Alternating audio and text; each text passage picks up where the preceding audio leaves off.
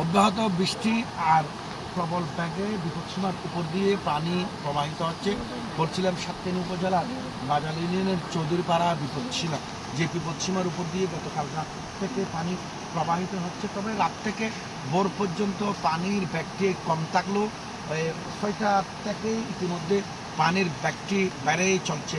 ধারণা করা হচ্ছে যে পাহাড়ের উপরে যে পরিমাণ রাত্রে বৃষ্টি হচ্ছে, সেই বৃষ্টির প্রবাহিত পানিগুলো বিভিন্ন ছড়া কালের উপর দিয়ে সংকটে পড়ছে এবং শঙ্কর নদীর ওভারফ্লো হয়ে ইতিমধ্যে বিপদসীমার উপর দিয়ে প্রবাহিত হয়ে যাচ্ছে মাহালের দিকে। আর এর পরিমাণ হয়তো 11টা বা 12টার দিকে আরও বাড়তে পারে। যদি পানির পরিমাণ প্রবাহিতর পরিমাণ বেশি বাড়ে, সেক্ষেত্রে আবারও একটি অশনি সংকেত এবং আরও একটি মারাত্মক বন্যা সৃষ্টি হবে সাতকানিয়ার 17টি ইউনিয়নে, বিশেষ করে বাজালিয়া, পুরানগড়, ধর্মপুর, হাগুরিয়া, চরতি সহ বিভিন্ন নিম্ন অঞ্চল পানিতে প্লাবিত হবে।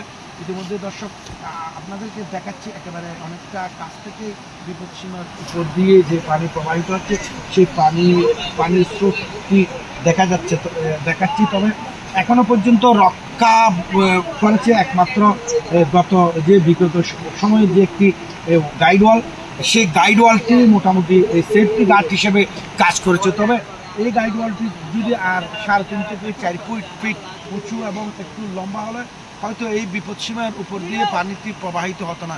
এই ব্যাপারে আমরা বেশ কয়েকটি প্রতিবেদন করেছি। আসলে বিগত সরকারের আমলে কয়েকবার টেন্ডার এবং কাজ হয়েছে। পরবর্তীতে আসলে যে শেষের যে কাজটি, সেই কাজটি সম্পূর্ণ হলে হয়তো আজকের এই মারাত্মক যে বন্যা, সেই বন্যার মুখোমুখি হতো না এই নিম্ন অঞ্চলের মানুষের। আমাদের আসলে প্রত্যাশা থাকবে চন্দনের সাতকানি আংশিক এলাকার নবনির্বাচিত যিনি এমপি আলহাজ জসিমউদ্দিন মহোদয়, তার কাছে আমাদের প্রত্যাশা থাকবে বন্যা পরবর্তীতে দ্রুত সময়ের মধ্যে পানি উন্নয়ন বোর্ডের সাথে কথা বলে এখানে লং লাস্টিং একটি দীর্ঘ মেয়াদী এখানে যদি গাইডওয়াল দেওয়া হয়, তাহলে এই এলাকার নিম্ন অঞ্চলের মানুষের পানি বন্দি দুর্দশা থেকে মুক্তি পাবে মনে করি আসলে আমরা যারা ভুক্তভোগী তারা।